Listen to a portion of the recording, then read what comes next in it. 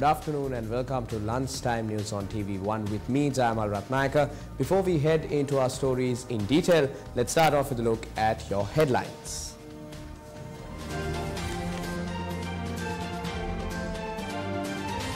Two killed in a shooting in Moratumulla. Minister Tilak Marapana says he will not betray the rights of the country at the UNHRC sessions in Geneva. Sri Lanka Freedom Party and the Sri Lanka Podujana Perumuna hold discussions. Investigation launched in search of suspects who robbed the Beliata Rural Bank. Facebook rules out DDoS cyber attack as widespread service outage continues.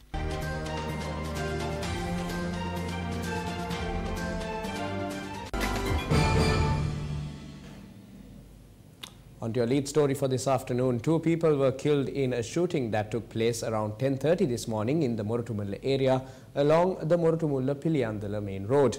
One other person was injured in the incident. Now the police spokesperson SP Ruwan Gunasekara, speaking to News First, said two gunmen in a motorbike had carried out the shooting.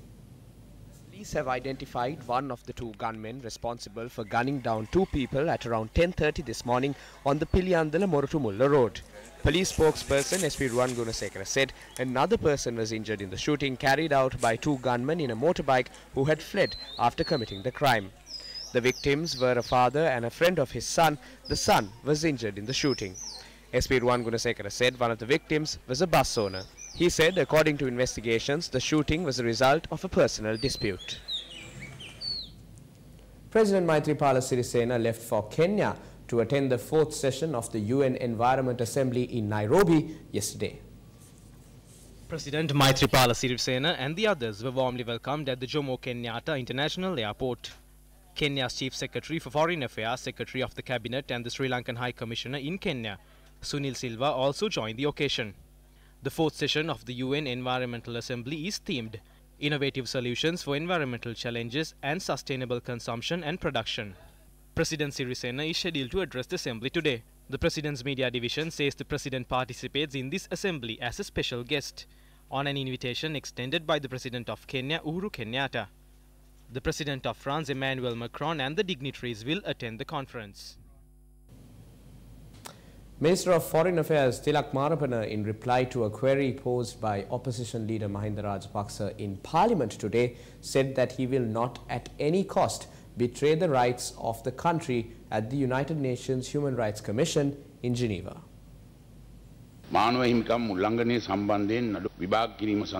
It has been reported through media that it has been requested for a hybrid court to be established in Sri Lanka to examine cases of war crimes, for an official office of the UNHRC to be established in Sri Lanka, and for the subject on human rights in Sri Lanka to be regularly entered into the agenda of the UNHRC sessions.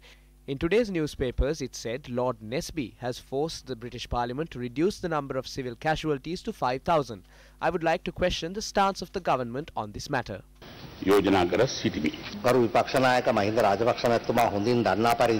As Mahinda Rajapaksa knows, upon an invitation extended by him, the former Secretary General of the UN, Ban Ki-moon, arrived in Sri Lanka in May 2009.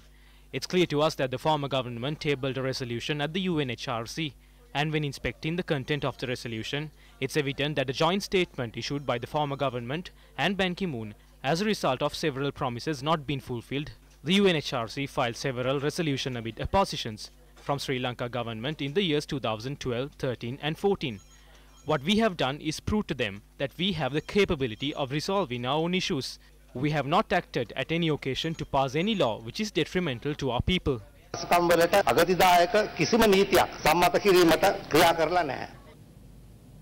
Still in news from Parliament now, today is the second day of the Budget 2019 committee stage debate.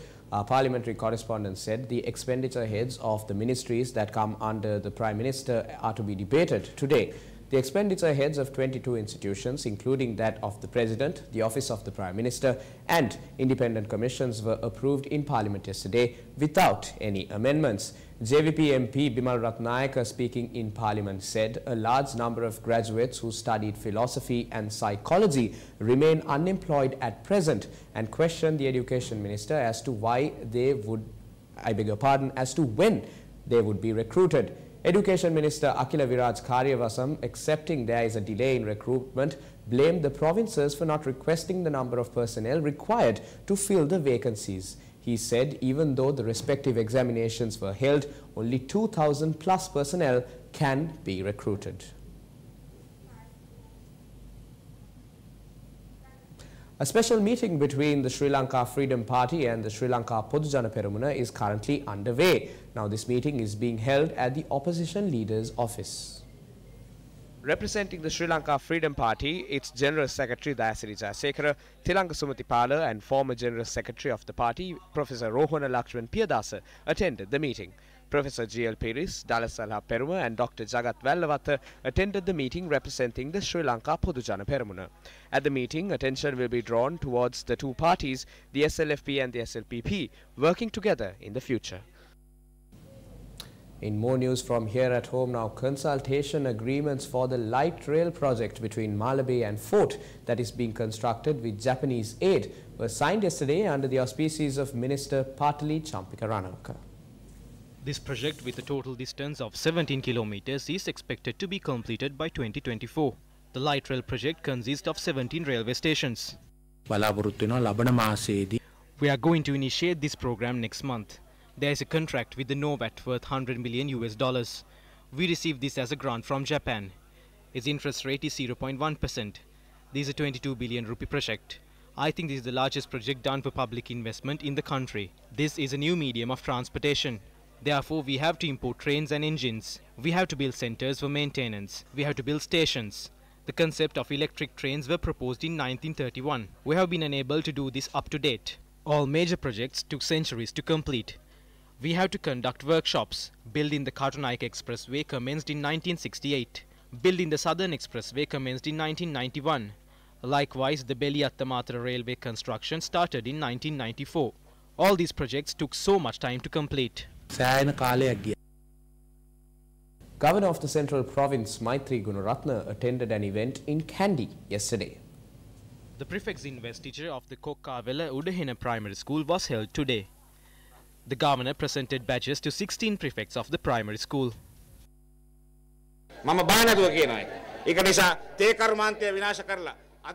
I state this without fear. The tea industry is destroyed, education is destroyed, all industries and the trains are destroyed. All of these are destroyed today. Due to this reason, we have a long way to go. It has been 70 years since we gained independence. We have gone back 70 times instead of going forward. If we as a nation, the state sector staff, teachers, clergy, forces, we should all commit. If we don't do it, we will not be able to take the country forward. If we can't serve the country, if we can't elevate the livelihood of the common people, we will not be able to have a successful leadership and a successful country.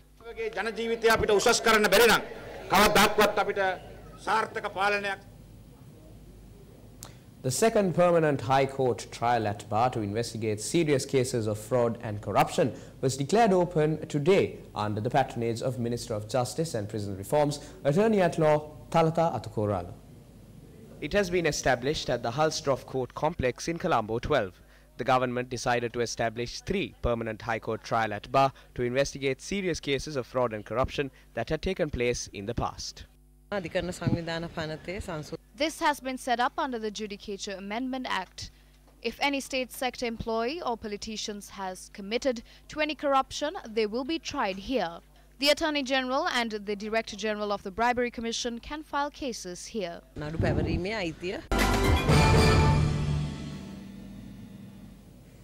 The rogues who broke into a rural bank in Beliatta have not yet been arrested by the police. According to the police, investigations are underway to locate the suspects. The armed robbers broke into the Beliatta Rural Bank at 3 p.m. yesterday. Police stated that the bank staff were threatened and that 230,000 rupees had been robbed.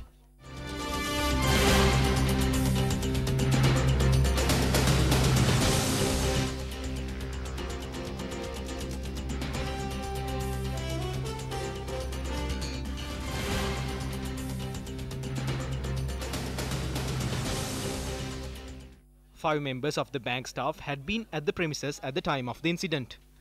The suspects had arrived there on a motorbike without a license plate. The incident was captured on a nearby CCTV system. However, it is believed that the CCTV from within the bank had been removed and taken away by the thieves.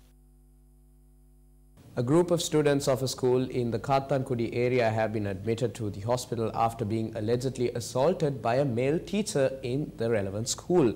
Now, an investigation is being carried out by the police regarding this incident. Police stated that 17 students are receiving treatment in the Kathankudi hospital who were allegedly assaulted. The students are currently studying in grade 5. The police stated that they have been assaulted for not studying. The teacher has been arrested on suspicion and will be produced before the Pattikaloe Magistrates Court and has been remanded until the 18th of this month. Police have discovered and rescued a pangolin that was being caged for the purpose of being killed in a raid that was carried out in Badulla. The raid had been carried out based on information received by the area residents. The suspect, who was a resident of Badulla, had escaped. 10 kilograms of dried meat and 14 ganja plants have been discovered from the location. 25 mine explosives used in hunting, known as hakkapatas, had also been discovered from the location. The pangolin that was rescued is to be handed over to the wildlife officials. Police said investigations are underway to arrest the suspect.